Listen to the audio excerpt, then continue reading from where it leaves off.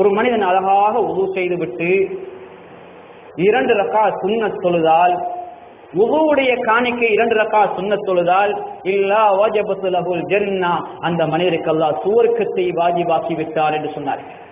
சுவர்க்கத்தை இலட்சியமாக கொண்டுதான் நாம் தொழ வருகிறோம்.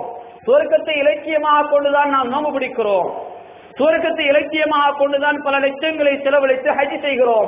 சுவர்க்கத்தை இலட்சியமாக கொண்டுதான் ஜகாத் கொடுக்கிறோம். எனவே யாரெல்லாம் அழகான முறையில் உது செய்து 2 ரக்காத் உதுவுடைய அந்த காணிக்கையாக 2 ரக்காத் தொழுகின்றார்களோ, நிச்சயமாக அல்லாஹ் அந்த மனிதருக்கு சுவர்க்கத்தை கொடுக்காமல் விடமாட்டான். சுவர்க்கத்தை அந்த மனிதருக்கு அல்லாஹ் வாஜிபாக்கி விட்டான் என்ற கருத்தை பெருமானார் ஸல்லல்லாஹு அலைஹி வஸல்லம் சொன்னார்.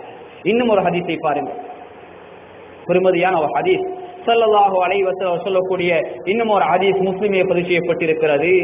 யார் ஒரு மனிதன் உது செய்கிறார், நல்ல முறையில் உது செய்கிறார், உதுவிலே கழுவப்பட வேண்டிய இடங்களை அழகாக முழுமையாக கழுகின்றார், உதுவுக்கு வந்தால் தொழுகைக்கு வருவதை போன்று சத்தம் இல்லாமல் வேறு சிந்தனைகளுக்கு தன்னுடைய அதாவது பார்வைகளையோ தன்னுடைய வேறு விடயங்களையோ திருப்பாமல் நல்ல முறையிலே உது செய்துவிட்டு அதற்கு பின்னால் அழகாக துஆ ஓதுகிறார்.